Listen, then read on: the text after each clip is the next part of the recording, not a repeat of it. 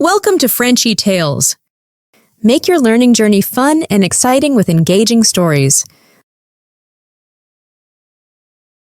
Je m'appelle Léna. J'ai 24 ans. Je travaille comme serveuse dans un petit restaurant. Ma vie n'est pas facile. Chaque jour, j'ai besoin d'argent. Chaque jour, je m'inquiète. Ma mère est très malade. Le médecin dit qu'elle a besoin d'une opération importante. L'opération coûte 50 000 $. Je n'ai pas une telle somme d'argent. Je travaille de longues heures. Je souris aux clients.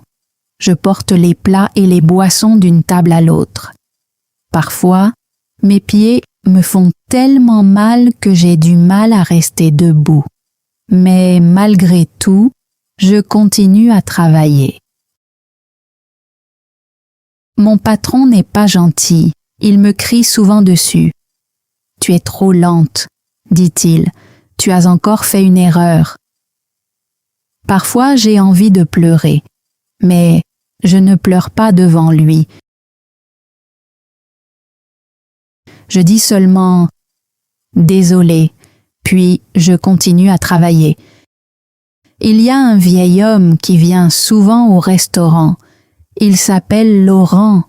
Il a 80 ans. Tout le monde sait qu'il est très riche.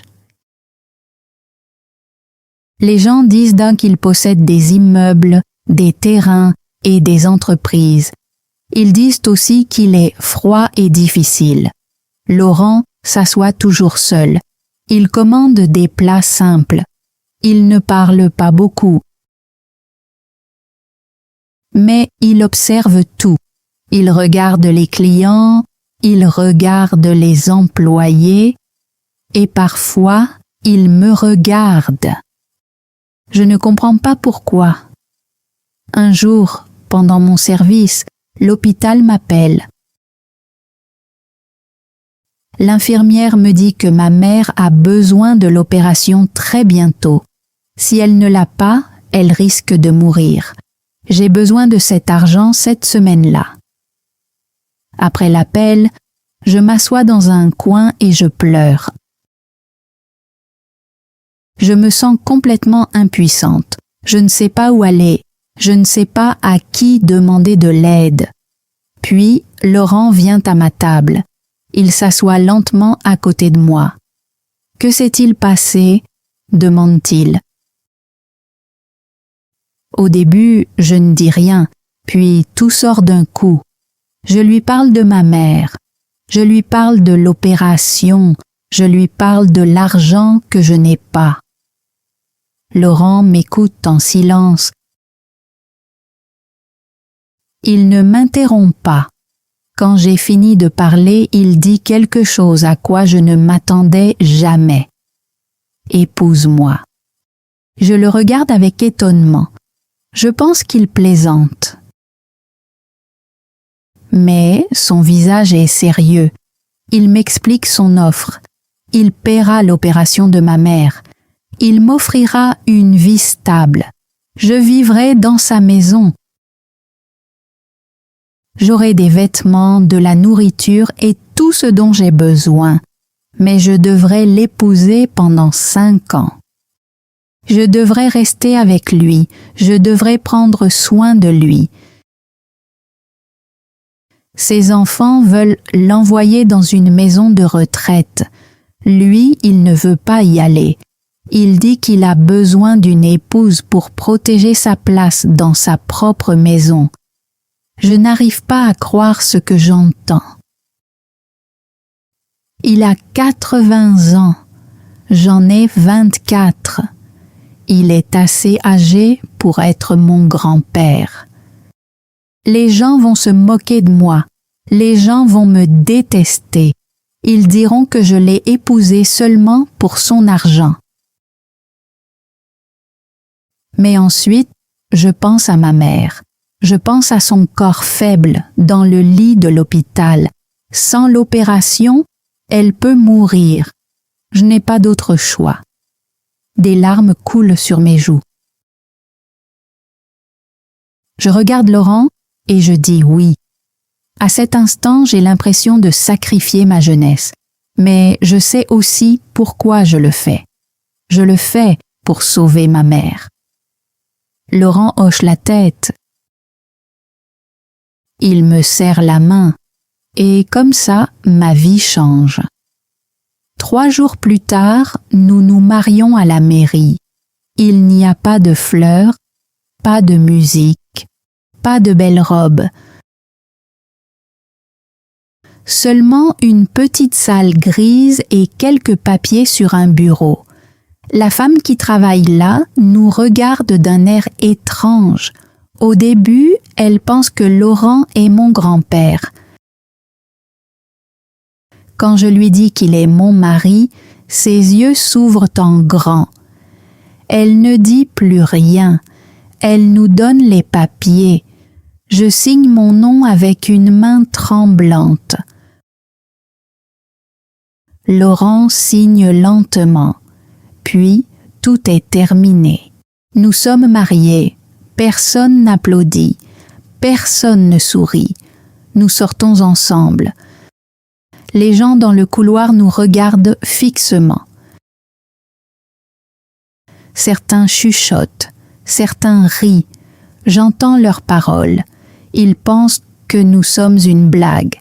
J'ai envie de disparaître. Mais je marche à côté de Laurent parce que c'est ma vie maintenant.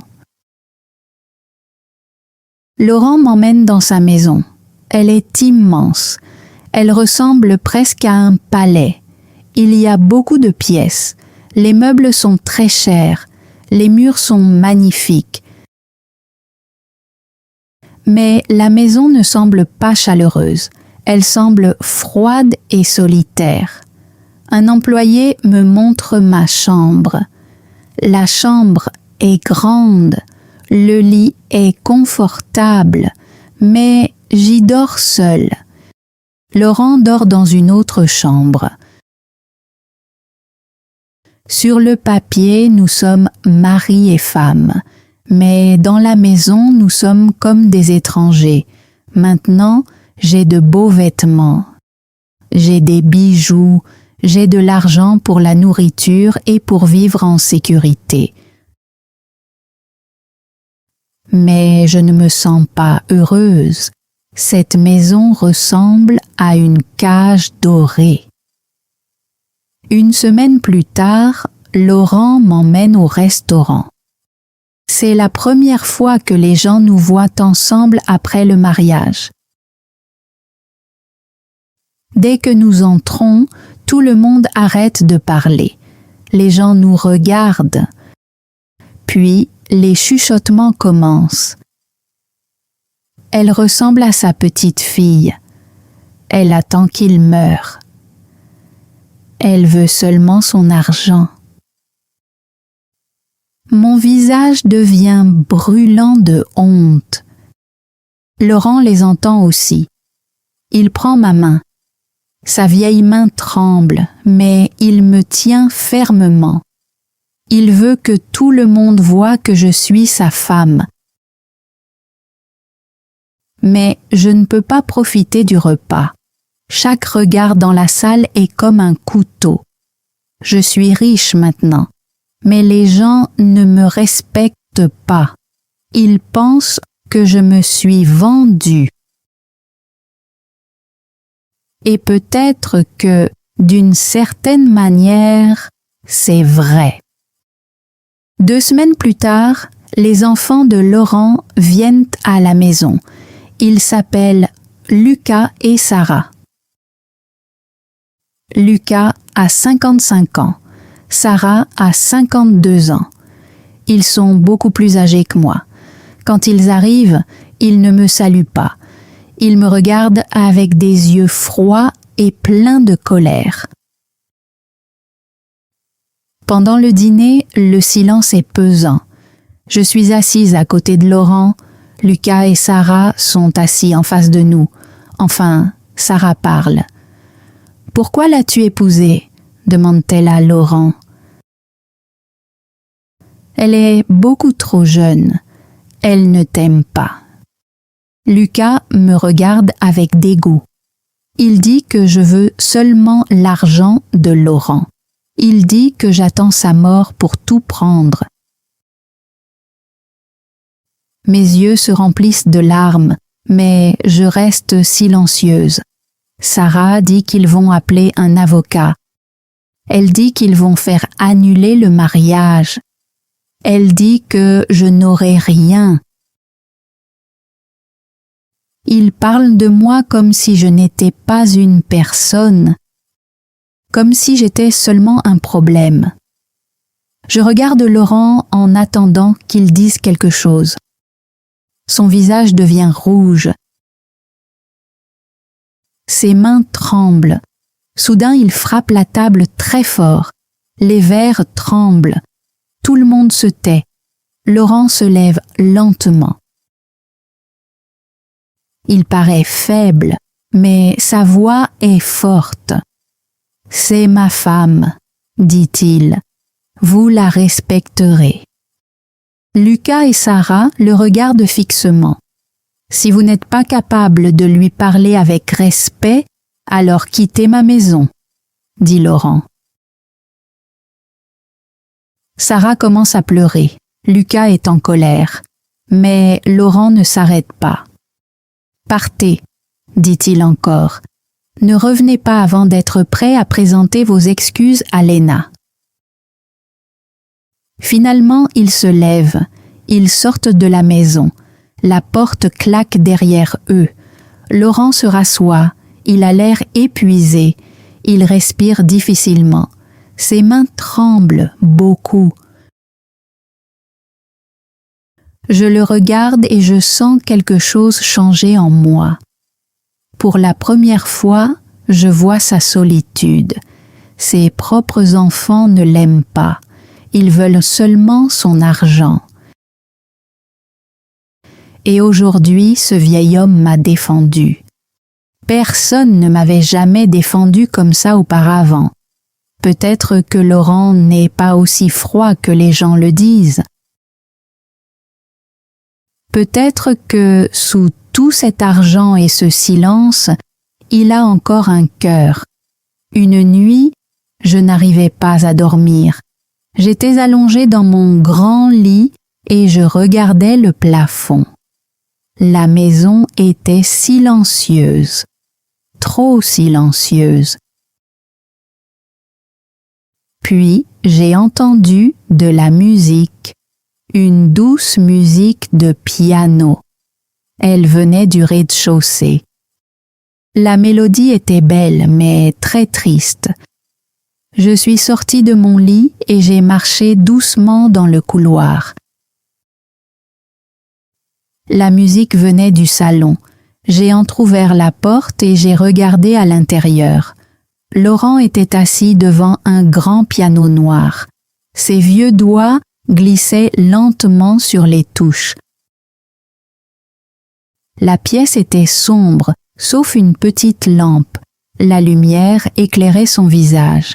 Il avait l'air fatigué, il avait l'air seul. Il ressemblait à un homme qui portait une douleur trop lourde pour son cœur.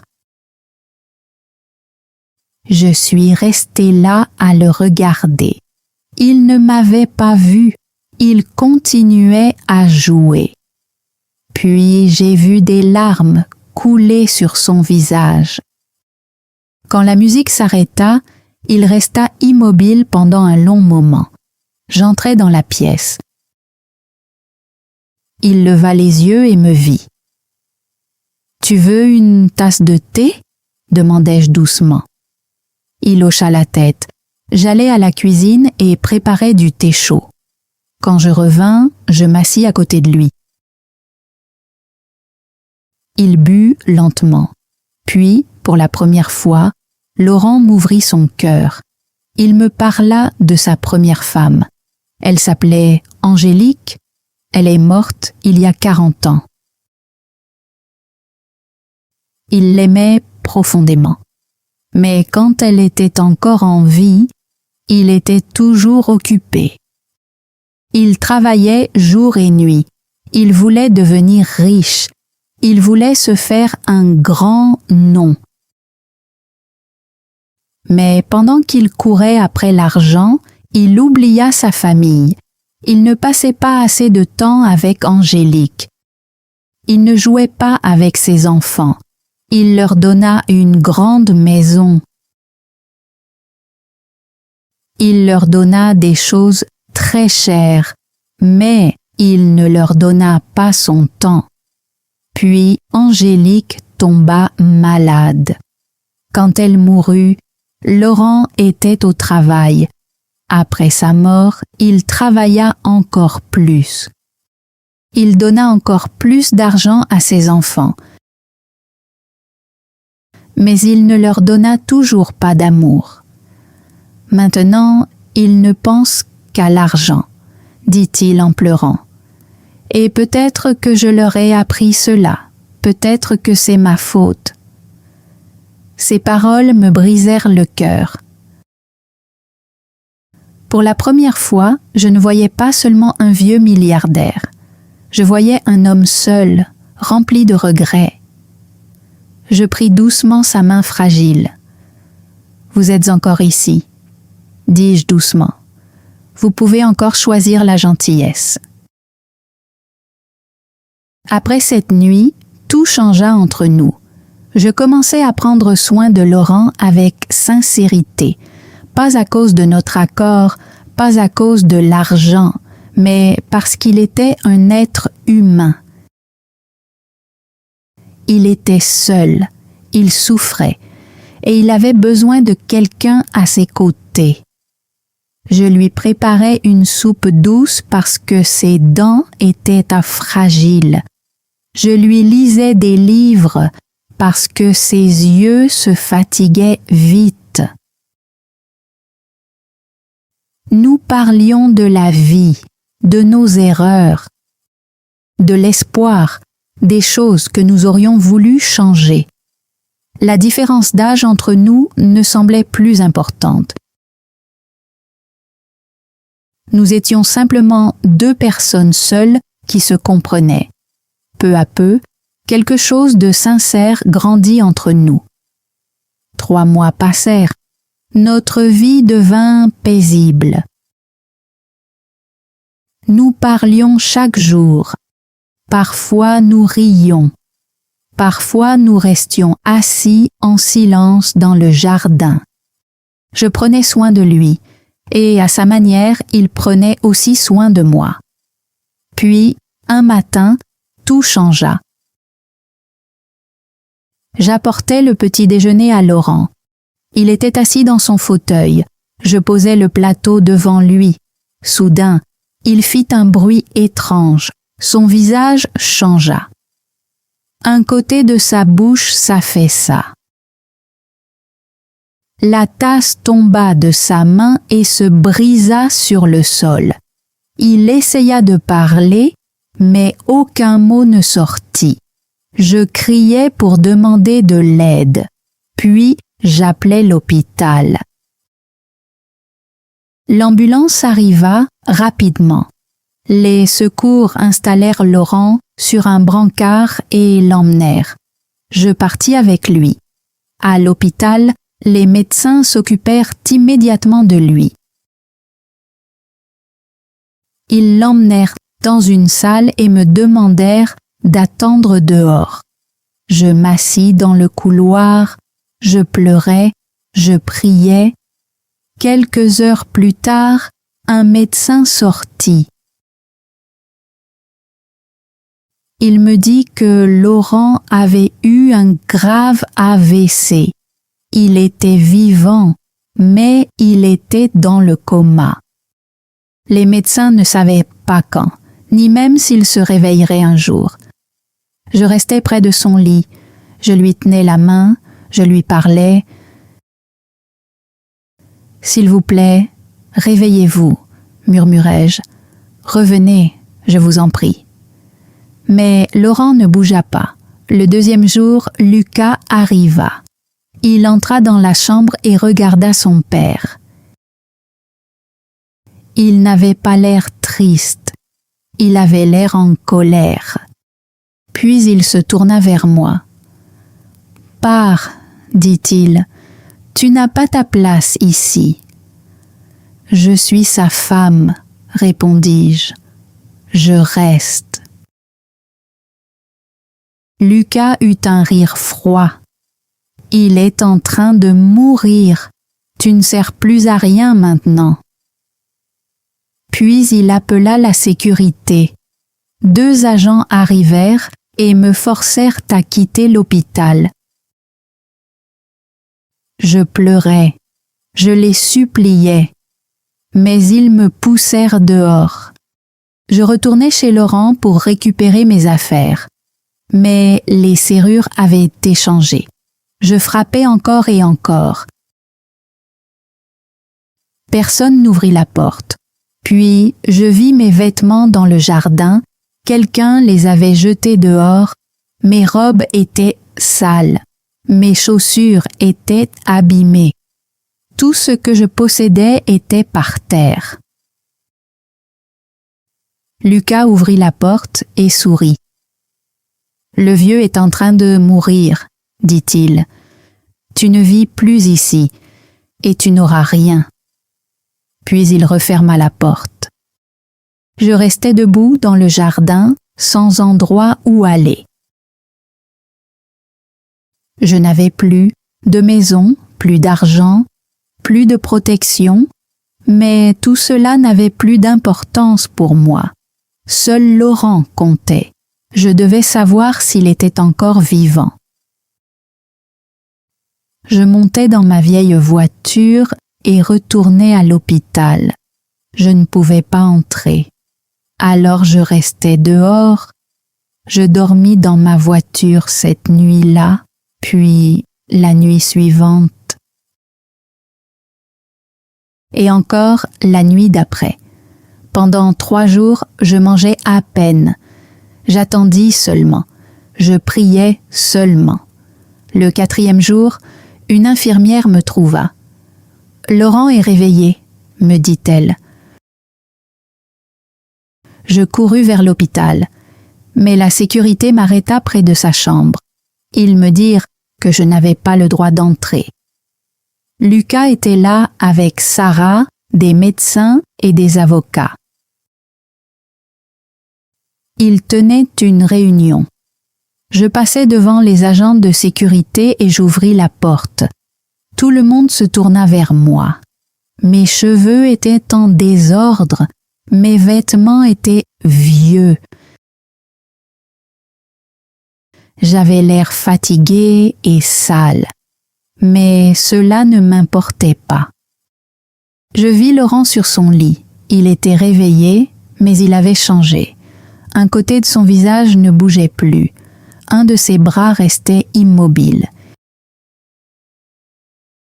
Il essaya de parler, mais les mots sortaient difficilement. Lucas cria « Faites-la sortir !» Sarah me regarda avec dégoût. 3 avocats se tenaient près du lit. L'un d'eux déclara que Laurent serait transféré dans une maison de retraite très éloignée. Lucas et Sarah prendraient la direction de l'entreprise. Tout avait déjà été préparé. Je regardais Laurent. Son seul œil valide était fixé sur moi. Il essaya de parler, mais personne ne l'écouta. Alors je fis un pas en avant. « Je suis l'épouse légale de Laurent, » dis-je. « Je vais le ramener à la maison. Je m'occuperai de lui moi-même. » Lucas éclata de rire. « Toi, » dit-il, « tu n'es qu'une simple serveuse. Tu es incapable de prendre soin de lui. » Je l'ignorais. Je regardais seulement Laurent. « Je te ramènerai à la maison, » lui promis-je. « Tu seras en sécurité avec moi. » Laurent émit un petit son. Des larmes coulèrent sur son visage. Puis il leva sa main valide et me montra du doigt. Il essayait de dire mon nom. Je compris. Il voulait venir avec moi, Il me faisait confiance. Ses enfants voulaient le cacher. Ils voulaient son argent, son entreprise, sa maison. Mais moi, je voulais protéger sa dignité. Les avocats examinèrent les documents. Ils parlèrent doucement entre eux. Enfin, l'un d'eux déclara « C'est son épouse. Selon la loi, elle a le droit de l'emmener avec elle. » Lucas et Sarah se mirent à crier. Mais ils ne purent rien faire. Pour la première fois, la loi était de mon côté. Laurent rentrait à la maison avec moi. Je conduisis Laurent dans une petite maison. Nous ne pouvions plus vivre dans le grand manoir. Lucas en avait pris le contrôle.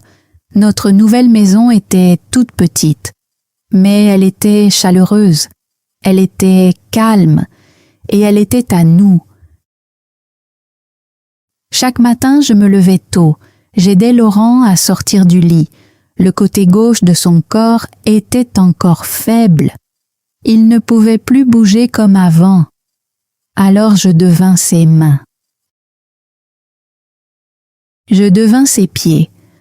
Je l'aidais à se laver, je l'aidais à s'habiller, je lui donnais son petit déjeuner, une bouillie bien tendre parce qu'il avait du mal à mâcher. Je lui donnais ses médicaments à l'heure. Je faisais cela tous les jours. Parfois, il avait besoin de couches. Je les changeais, je le nettoyais. Ce n'était pas facile, mais je ne le traitais jamais comme un fardeau. Je le traitais avec respect. Laurent était toujours un homme. Il méritait toujours de vivre dans la dignité. 3 fois par jour, nous faisions des exercices. Je bougeais doucement son bras faible. Je l'aidais à se lever. Je l'aidais à faire quelques petits pas. Parfois, il tombait. Je le rattrapais. Puis, nous recommencions. Je ne portais plus de belles robes. Je portais de vieux vêtements.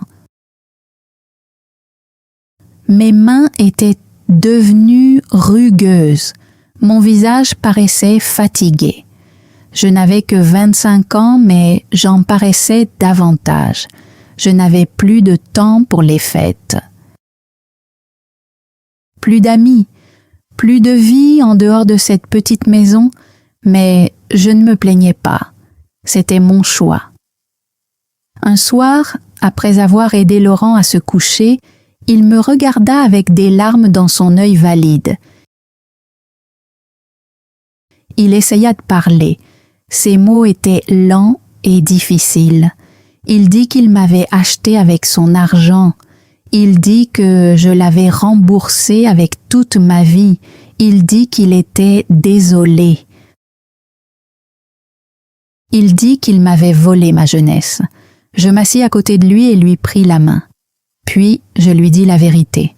« Tu ne m'as pas retenu ici, » dis-je doucement. « J'ai choisi de rester. Je veux être avec toi. » Laurent pleura. Moi aussi.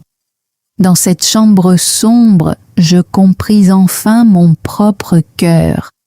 Laurent était vieux. Il était malade. Son corps était brisé. Mais je ne voyais pas la laideur.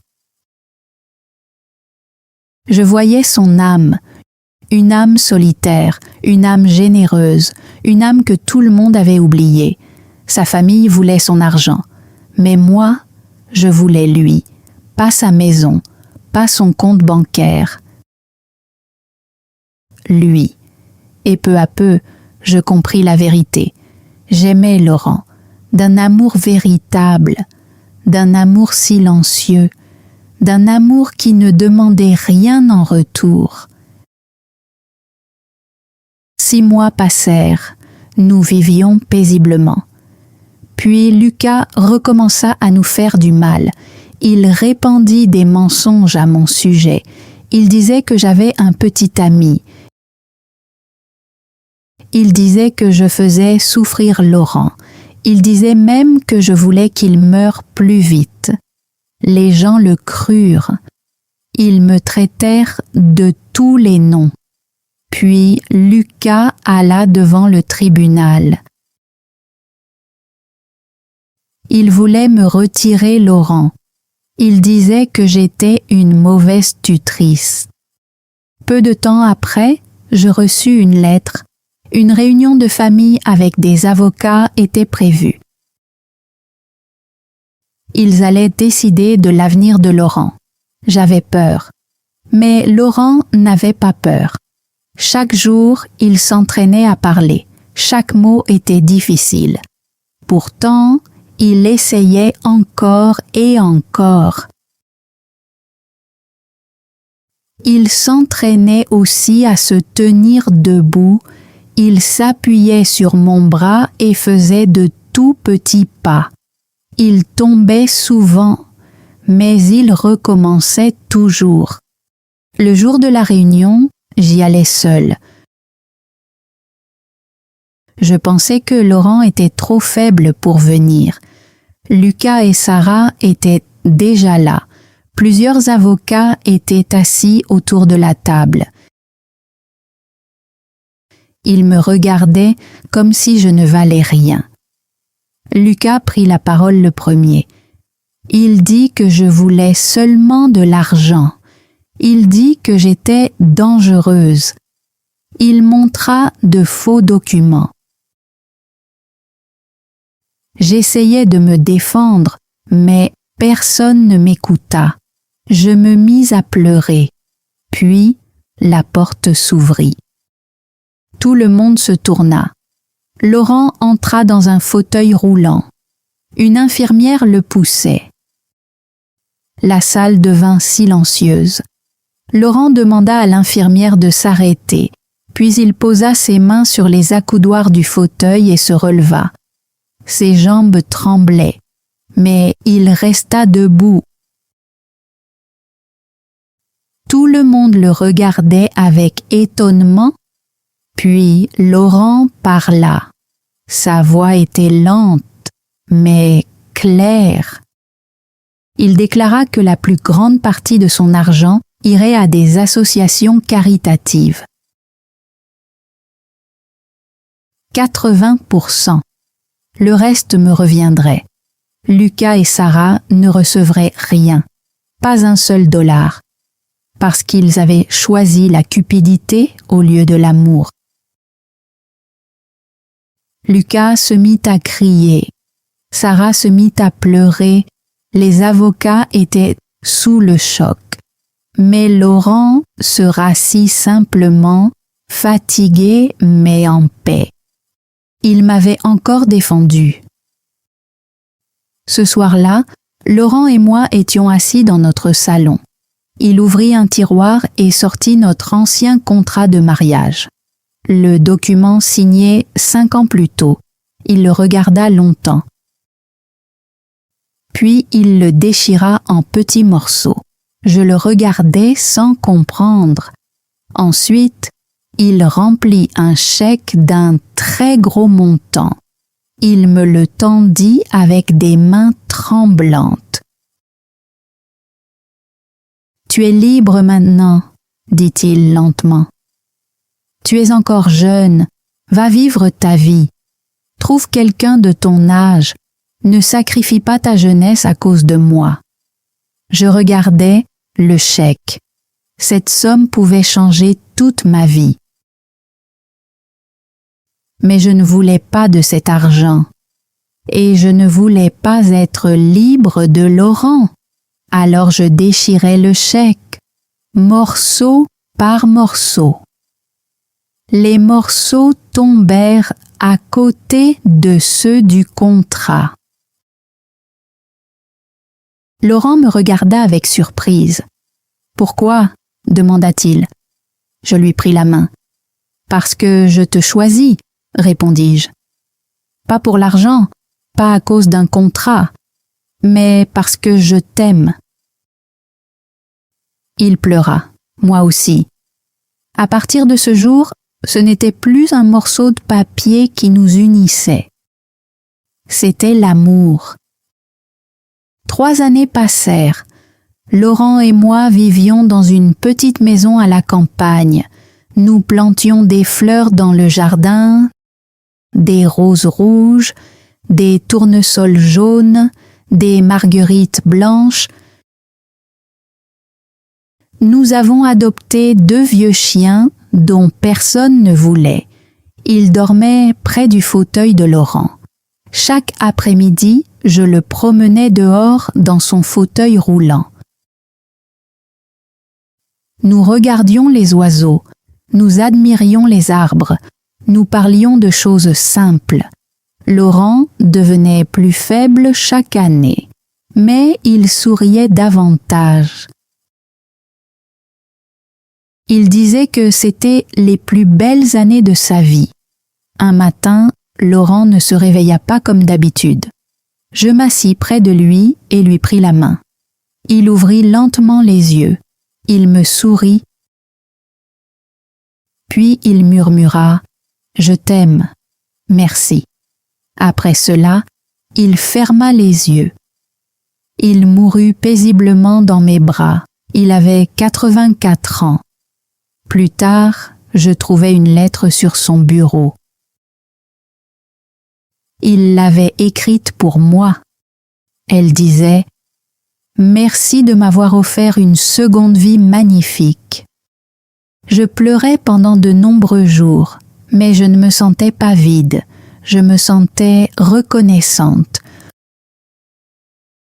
Aujourd'hui, je me tiens devant sa tombe. J'ai 28 ans. Les gens disent que j'ai gâché ma jeunesse. Ils disent que je l'ai épousé pour son argent, mais ils ne comprennent pas. J'aimais Laurent, et Laurent m'aimait. Cet amour était vrai, cet amour était pur. L'argent n'aurait jamais pu l'acheter. Je dépose des roses rouges sur sa tombe, ses fleurs préférées, puis je souris à travers mes larmes. J'ai tenu ma promesse. Je suis restée jusqu'au dernier jour, et Laurent restera dans mon cœur pour toujours. Merci d'avoir regardé cette histoire jusqu'à la fin. Le mot français d'aujourd'hui est l'amour. Il signifie love. Écrivez une phrase simple dans les commentaires avec l'amour. Par exemple, Léna a donné son amour à Laurent, ou l'amour est plus fort que l'argent. Dites-moi aussi, pensez-vous que Léna a fait le bon choix en restant avec Laurent? Oui ou non? Écrivez votre réponse dans les commentaires. Si cette histoire vous a aidé à pratiquer votre compréhension du français, abonnez-vous à Frenchy Tales pour découvrir d'autres histoires simples en français. Continuez à écouter. Continuez à apprendre. Et à bientôt dans une nouvelle histoire. Thanks for joining Frenchy Tales. Don't forget to like, subscribe, and keep learning through stories. See you next time.